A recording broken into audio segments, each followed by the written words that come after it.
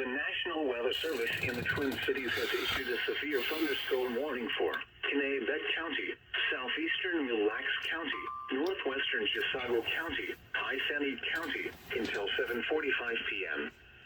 At 7:12 p.m., severe thunderstorms were located along a line extending from near Milaca to 6 miles northwest of Cambridge to near St. Francis, moving northeast at 60 miles per hour.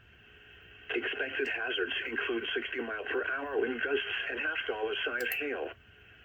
Severe weather has been reported by the public. The following impacts are expected. Hail damage to vehicles is expected. Expect wind damage to roofs, siding, and trees. Severe thunderstorms will be near Bach around 7:15 p.m. Cambridge and Ogilvie around 7:20 p.m. Moore and Brunswick around 7:25 p.m. Grafton around 7:30 p.m. Other locations in the path of these severe thunderstorms include Rush City and Quamba. A tornado watch remains in effect until 10 p.m. for east central Minnesota. For your protection, move to an interior room on the lowest floor of a building.